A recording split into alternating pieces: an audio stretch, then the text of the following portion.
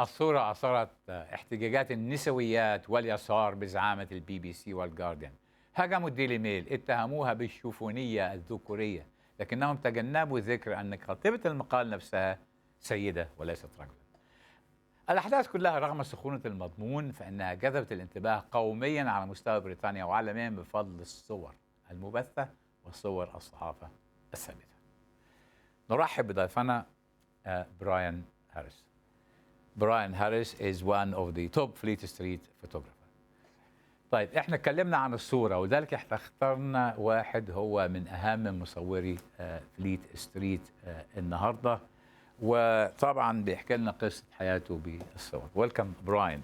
I noticed that you asking your book here, which you actually captured history. Indeed, that's exactly what I intended the book to be. 40 odd years of history since I started in photography for newspapers and magazines. You have a picture of the Soviet Union actually after it's gone, I think when with Stalin. That was East Germany. That was East Germany. Yeah, it's in here somewhere. It's somewhere. And here is Mugabe return. There's Robert Mugabe. After talking to Lancaster House. Outside the window is Lancaster House, where it all started. Coming after the bush. Coming in from the bush. And this is India after Rajiv Gandhi. Birmingham. After the bombing. After the bombing, yep. Well, great history. And now we want to talk about sort of the pictures. L'exit. L'exit. What do you actually think of? Ah, dear. Well, just show it to our viewers. L'exit. I've never been a Daily Mail reader. I've never been a Daily Mail buyer, and to my credit, I hope, I've never actually had a photograph published in the Daily Mail. It's not my type of newspaper at all, and I'm afraid that this is... Thank you very much. I'm working for them. It's okay, and I'll probably never ever work for them now. But it's a bit of froth. It's a bit of froth, and I'm sure that a lot of female. I mean, the Daily Mail was aimed at the female audience. Yeah, that's okay. My mother buys the Daily Mail, but it's Sarah Vine's piece. It's a light-hearted verdict. On, okay, you know, it's a bit of froth. If this was picture was another paper like Private Eye, Time Out, or The Guardian, would they have made a fuss? No, not well. It's a perfectly reasonable thing to put in a paper. Put it inside the paper. Surely there must be something more important to put on the front page. But because of the fuss, people will go and buy it. Yeah, and now we're talking about it. So in fact, the Daily Mail won, we lost. Okay, Brexit pictures. Brexit. What do you think? It's a cracking Sun front page. I mean, you know, the Sun does puns. It's as simple as that. I remember working in the Independent, you were in the picture desk. We used to come and run to you to give us some advice on choice of the picture. Absolutely, I would. So, which one caught your eye? Of the pictures of this? All. Well, I've just seen the Times. I didn't manage to see this yesterday. Yeah. And I think the Times have done a very good headline here, The Eyes of History, with a portrait of Walpole. We've got Walpole there. The problem with this photograph, and it's a perfectly good photograph, is I don't believe it. And I think that the press office in number 10 Downing Street... Like Victor well, OK, fine, but I don't believe it. And I don't believe the picture. I mean, the pictures are perfectly good snap. Let's explain to the viewers why. Well, for a start, I think that the press office in number 10 have actually taken a leaf out of the Donald Trump book of posturing, basically. Let's have our flag. I mean, I noticed the European flag isn't there for obvious reasons, but it's such a stated thing, isn't it? And also, I don't believe our Prime Minister does her office work sitting around the cabinet table. Doesn't happen. And I agree with you. What other front page which caught the your Guardian's front is an absolute cracker. It really is. It's really? Intelligent. It's articulate. It says it all. You almost don't need the words. I mean, it is. We are out, and it's. I'm a Remainer, and I have to say that. And I think are you a Remainer or a Remona? I'm not a Remainer. I'm a Remainer. Okay. I'm a Remainer. I'm the 48 percenter. I was going to wear the T-shirt today, but I thought better of it. I'm wearing the Brexit colour. Indeed, red, you white, are. And blue. Of the actual letter itself, I think the Telegraph did something on the front here. That's actually, what you've got to realise is that newspapers, they're on the newsagent's stand, they're sold like that. They're sold above the fold. That's something we really have to explain to the younger viewers who don't remember that. On the newsstand. يعني برا المحل اللي بيبيع قرانين. Indeed. So when you're buying a newspaper casually, okay, as an impulse buy, you are seeing this on the front page and you're thinking, okay, fine.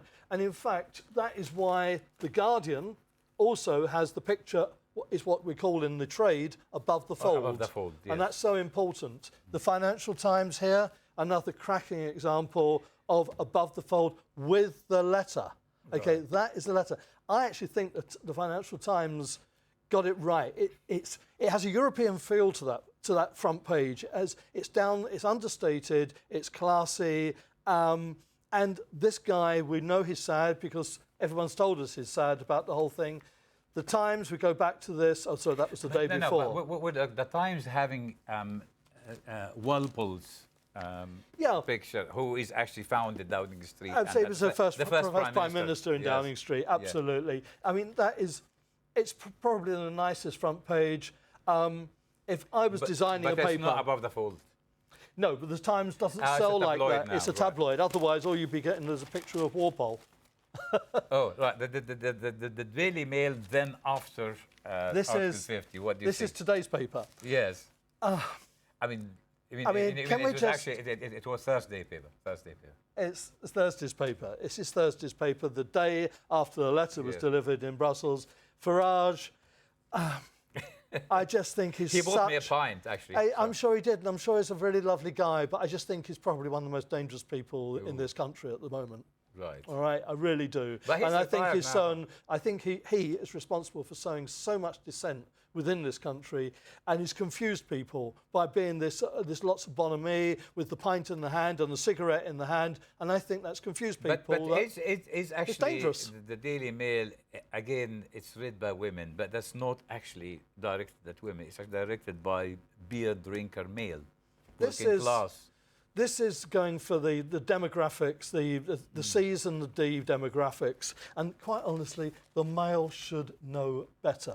They really should. We spoke about a classic front page of the Mail after the Westminster tragedy last week, and they had an amazing image on the front page, which was a real stonker of a photograph.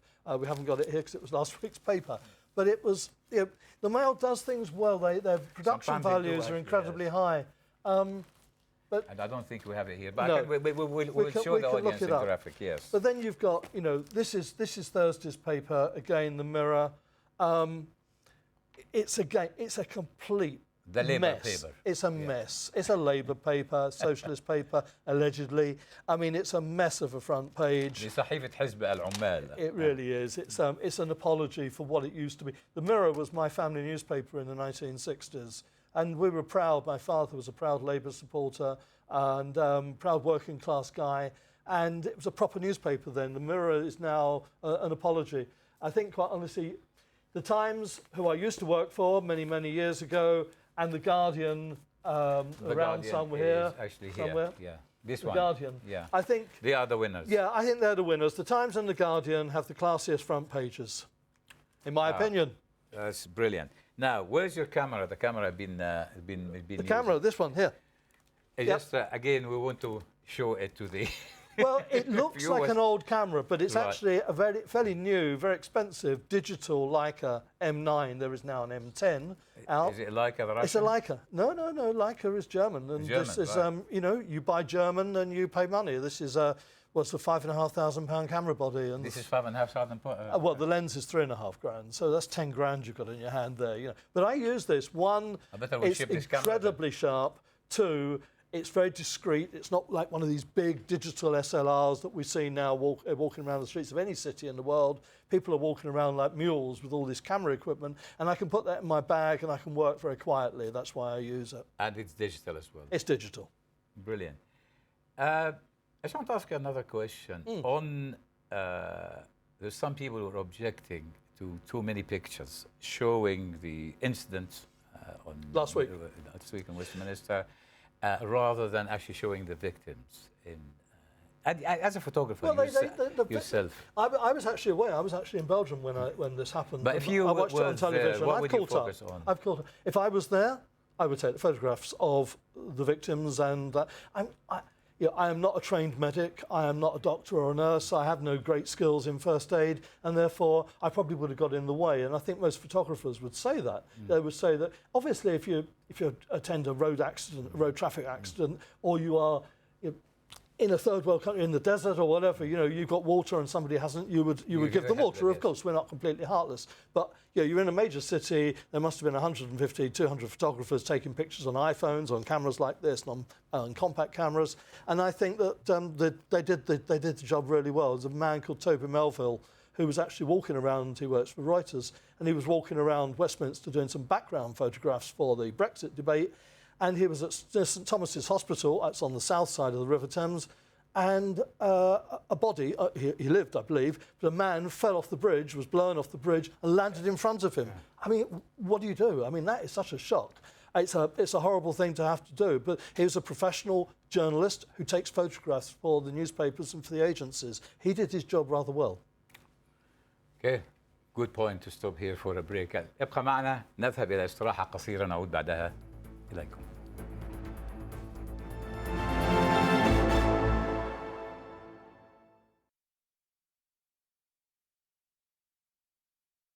وضيفنا وهو أحد أساتذة التصوير الصحفي براين هارس.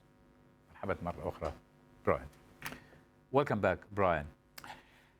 It's a couple of subjects. Here is the Daily Media we're talking about that we took a picture there of the front, and we show it now to the viewers, which actually showed everything. And it is a moment that policeman, Palmer, who used to actually help me because I've got a disability coming out. And you see these people, and suddenly they are there. Have you been in this situation as a photographer where actually a personal thing came? In fact, when I was a young photographer, I was testing a camera, and I drove down Fleet Street and the Strand in the centre of London, and I heard a big bang going off, but I didn't know what it was. And I got to Trafalgar Square and I heard another bang, and that was actually the IRA blowing up New Scotland Yard.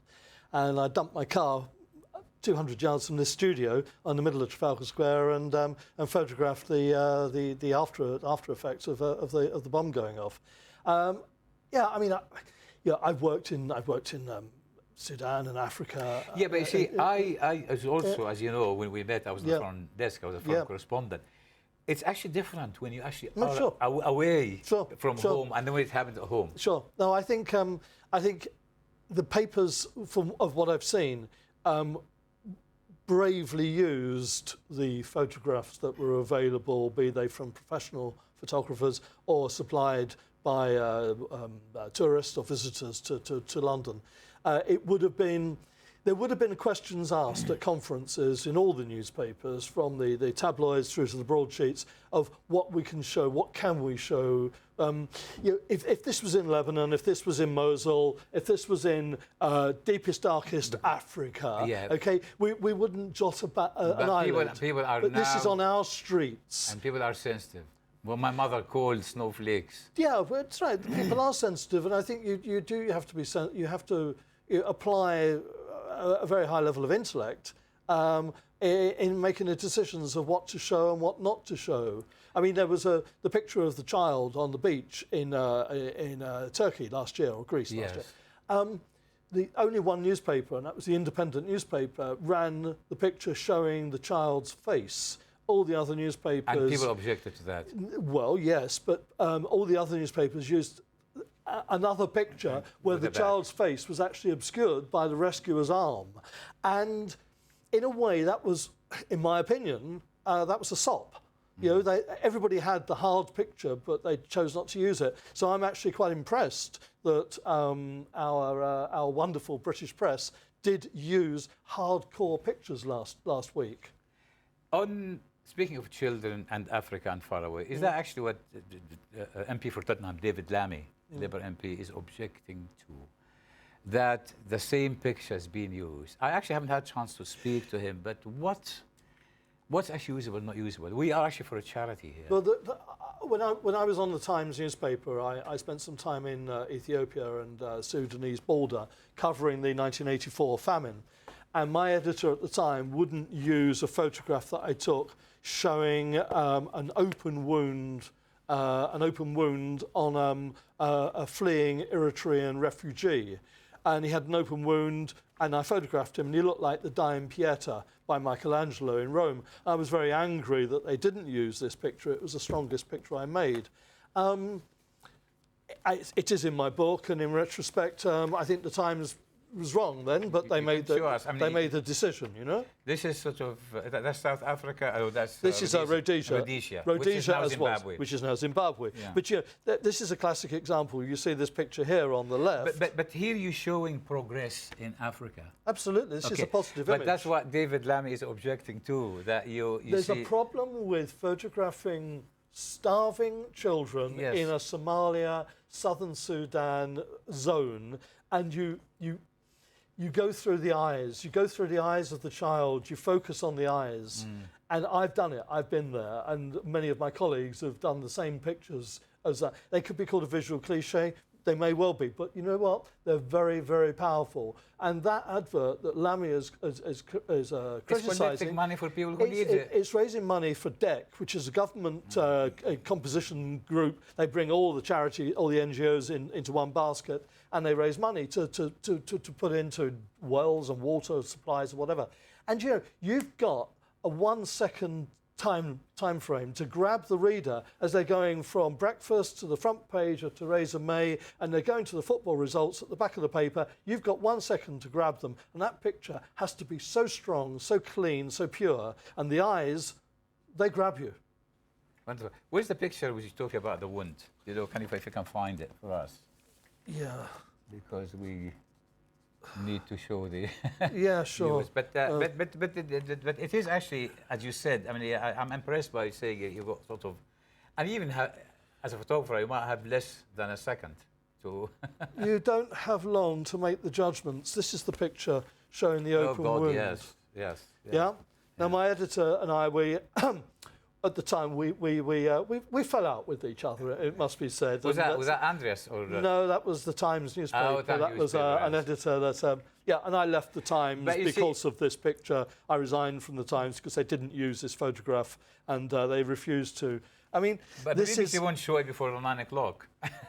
Well, I think they would. But this is again powerful here. I mean, the use of the shadow. Yeah. Are you like me, the black and white? Black and white simplifies news photography. Colour, in my opinion, gets in the way of the message. News photography and newspapers... But this is the shadows here, absolutely. Yeah, it's a structured image. It's got design, and it's Ethiopia? It's Ethiopian border with Sudan at Kassala.